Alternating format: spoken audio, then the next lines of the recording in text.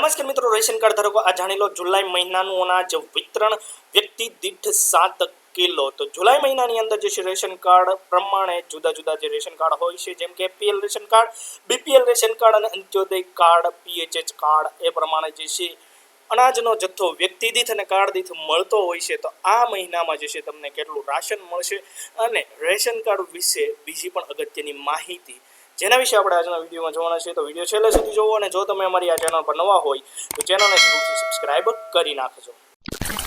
વિડીયોમાં સૌપ્રથમ મિત્રો વાત કરી દઈએ જુદા જુદા કાર્ડ પ્રમાણે જુલાઈ મહિનામાં રેશન કાર્ડ ધારકોને કેટલું અનાજ મળશે। તો સૌપ્રથમ મિત્રો વાત કરીએ, તમારી પાસે એપીએલ અથવા તો પીએચએચ કાર્ડ હોય, તમે પીએચએચ કે એપીએલ કાર્ડ ધારક હોય તો જુલાઈ મહિનામાં તમને કેટલું રાશન મળવાપાત્ર રહેશે, અનાજ મળવાપાત્ર રહેશે। તો અહીંયા સૌપ્રથમ તમે જોઈ શકો છો, એક એપીએલ અથવા તો પીએચએચ કાર્ડ ધારકને આખા ચણા મળવાપાત્ર રહેશે 1 કિલો અને 30 રૂપિયાના ભાવે। ખાસ કરીને આ કાર્ડની અંદર વ્યક્તિઓની સભ્યની મિત્રો વાત કરીએ, કેટલા પરિવારની અંદર વ્યક્તિઓ છે તો 4 ટોટલ જે છે સભ્યો છે, બરોબર છે। 4 સભ્યો પ્રમાણે કેટલું રાશન મળશે તેની વાત કરવાના છીએ। તો અહીંયા મિત્રો ત્યારબાદ વાત કરીએ ઘઉં, પીએચએચ જે ઘઉં હોય છે તો વ્યક્તિ દીઠ 2 કિલો મળશે, એટલે 4 દૂને અહીંયા તમે જોઈ શકો 8 કિલો। ત્યારબાદ જે છે પીએચએચ ચોખા, તો એ વ્યક્તિ દીઠ 3 કિલો મળવાપાત્ર રહેશે, તો અહીંયા તમે જોઈ શકો છો ટોટલ 12 કિલો। અને આ બંને જે છે ઘઉં અને ચોખા પ્રધાનમંત્રી ગરીબ કલ્યાણ અન્ન યોજના અંતર્ગત વિનામૂલ્ય મળવાપાત્ર રહેશે। ત્યારબાદ ડબલ ફોર્ટિફાઈડ મીઠું 1 કિલો અને 1 રૂપિયાના ભાવે। હવે આ મહિનાની અંદર જે છે તુવેર દાળ કે બીજો કોઈ પણ કોટેશન સરકાર દ્વારા જે જાહેર કરવામાં આવ્યો નથી, તો બીજો જે કોટેશન પ્રમાણે તમને જે ન્યૂનતમ ભાવે જે વસ્તુ મળે છે એ મળવાપાત્ર રહેશે નહીં, માત્ર ઘઉં, ચોખા અને ચણાનો જ કોટેશન મળવાપાત્ર રહેશે, જે એપીએલ કાર્ડ ધારકો હોય અથવા તો પીએચએચ કાર્ડ ધારક હોય એમ। ત્યારબાદ મિત્રો આગળ વાત કરીએ તો અંત્યોદય કાર્ડ ધારકોને જુલાઈ મહિનામાં મળવાપાત્ર રાશનની, તો એ લોકોને પણ આખા ચણા 1 કિલો અને 30 રૂપિયાના ભાવે। ત્યારબાદ અંત્યોદય ઘઉંની વાત કરીએ તો જે અંત્યોદય કાર્ડ ધારકો હોય છે એને કાર્ડ દીઠ મળતું હોય છે રાશન, તો અહીંયા તમે જોઈ શકો છો 15 કિલો। અને અંત્યોદય ચોખા, ફોર્ટિફાઈડ અંત્યોદય ચોખા, તો એ પણ 20 કિલો। આ રીતના ટોટલ જે છે આ બંને વસ્તુ થઈને 35 કિલો અને એ પણ વિના મૂલ્યે। તો અંત્યોદય કાર્ડ ધારકોને ખાસ કરીને કાર્ડ દીઠ 35 કિલો રાશન તો ફ્રીમાં મળતું જ હોય છે, પરંતુ જે વ્યક્તિ દીઠ રાશન મળશે તો એમાં કઈ રીતે કોટેશનમાં તમને મળશે, કયા લોકોને ફાયદો થશે તેના વિશે આપણે આગળ વાત કરીએ। જો અંત્યોદય કાર્ડ ધારકોને જે છે આ રીતના 35 કિલો અનાજ મળતું હોય છે।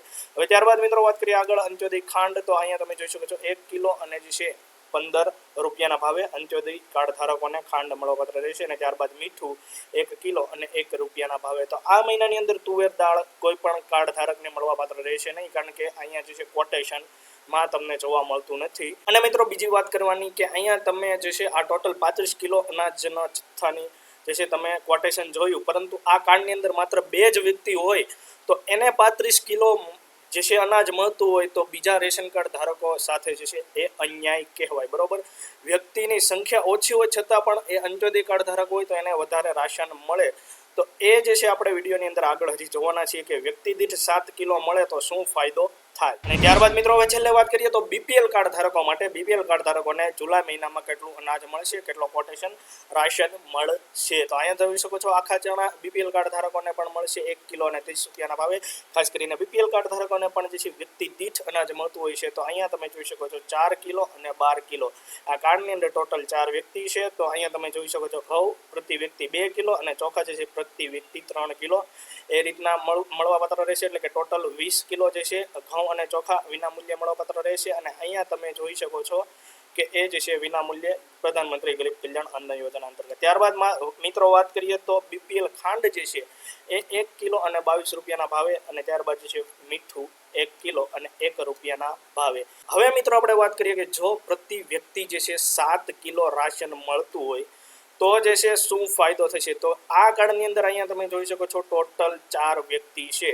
હવે 4 વ્યક્તિ પ્રમાણે જે છે ટોટલ આપણે મિત્રો વાત કરીએ કે 7 કિલો રાશન મળતું હોય, એટલે કે 4 કિલો જે છે ચોખા મળતા હોય અને 3 કિલો જે છે ઘઉં એ રીતના મળતું હોય, બરોબર છે। તો શું ફાયદો થાય, તો 7 જે છે કિલો પ્રતિ વ્યક્તિ જે છે અનાજ અને એને ગુણ્યા જે છે 4 વ્યક્તિ હોય, બરોબર છે। તો ટોટલ જે છે એ વ્યક્તિને જે છે પરિવારને 28 કિલો જે છે રાશન વિના મૂલ્યે મળવાપાત્ર રહેતું હોય છે। તો જેમ વ્યક્તિઓની સંખ્યા વધારે હોય એમ વધારે રાશન મળે, તો એ જે છે એક જે છે સંતુલન વિતરણ વ્યવસ્થાની અંદર સંતુલન ગણાય, બરોબર છે। તો અહીંયા તમે જોઈ શકો છો માત્ર ને માત્ર આ કાર્ડ ધારકને 20 કિલો જ રાશન મળવાપાત્ર રહે છે, એમાં સભ્યોની સંખ્યા વધારે છે છતાં.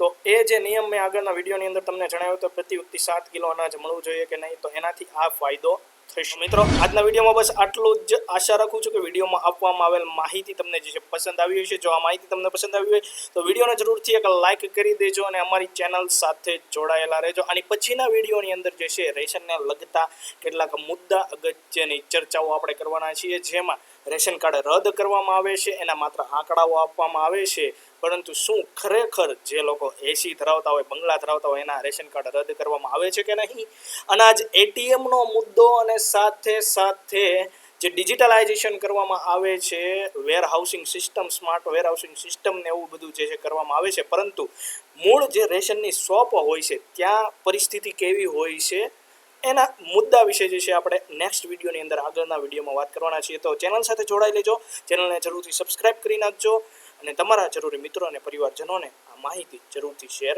કરી દેજો. આભાર.